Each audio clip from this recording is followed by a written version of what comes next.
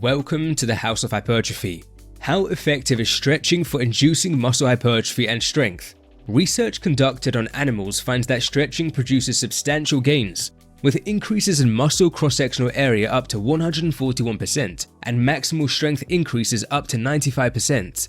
In fact, I recall back in the day stumbling across this article suggesting stretching had the potential to cause a 318% increase in muscle mass. However, a crucial limitation of these studies are not only are they conducted on animals, but the stretching protocols were extreme, with stretches being held for up to 24 hours. In humans, the literature tends to largely indicate that stretching, for durations up to 2 minutes, fails to produce any real hypertrophy or strength gains. But this begs the question, could more intense stretching in humans produce hypertrophy and strength? A new study by Warnicki and colleagues aimed to find this out. 69 individuals with some degree of resistance training experience were recruited and assigned into either a stretching, hypertrophy training, or control group. We don't need to worry about the control group. They did no training and expectedly saw no gains. The hypertrophy training group performed calf presses for 5 sets of 10 to 12 full range of motion repetitions to failure, 3 days per week. The stretching group stretched their calves for 1 hour every single day with a device such as this, at a pain level of 7 to 8 on a 10 scale. After 6 weeks of the intervention, it was found that isometric straight leg and bent knee calf strength increased in both the stretching and hypertrophy groups, with non-significant differences between them. Interestingly, the percentages for the straight leg strength favor the stretching group.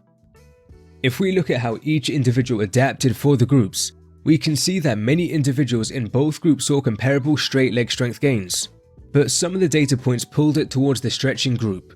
Now, it's unclear if this could be due to error, but the idea the stretching produced better isometric straight leg strength gains might be quite logical, since the stretching training, which was done with a straight leg, is more specific to an isometric straight leg strength test. Opposed to these isometric strength tests, if dynamic strength tests were used, the results would probably favor the hypertrophy group due to the hypertrophy training being more specific to dynamic strength.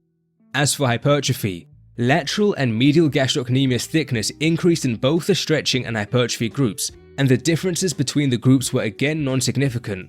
For the lateral gastrocnemius, the percentages seem to favor the hypertrophy training group. If we look at how each individual grew their lateral gastrocnemius for both groups, there certainly were many individuals in both groups seeing similar gains, but some of the data points lean towards slightly better growth in the hypertrophy group. It's not clear if this is due to error either, but it's of course logical more standard hypertrophy training better builds muscle than stretching. But still remember, medial gastrocnemius gains were a lot more comparable between the groups. So despite some of the limitations and considerations, these results nonetheless demonstrate intense stretching, 1 hour daily, produce significant hypertrophy and strength gains, with some similarities to 3 days a week of typical hypertrophy training. This is the first study to examine and establish this, and so it's a pretty cool addition to the muscle hypertrophy and strength literature. Practically speaking, I'm sure most people have no desire to stretch for 1 hour daily. Yet, for injured or recovering individuals who cannot train normally, intense stretch training could be an option for them. In any case, the finding that 1 hour of stretching daily can produce fairly comparable hypertrophy and strength gains to resistance training is pretty cool. For those interested in guidance or ideas about programming for hypertrophy, you may be interested in our partner Alpha Progression, a tremendous app that includes a custom workout generator. The training variables deployed are grounded in various meta-analyses and systematic reviews from the scientific literature.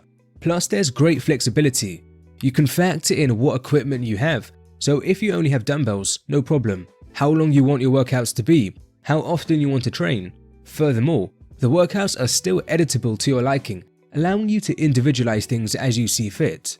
The app also has other great features.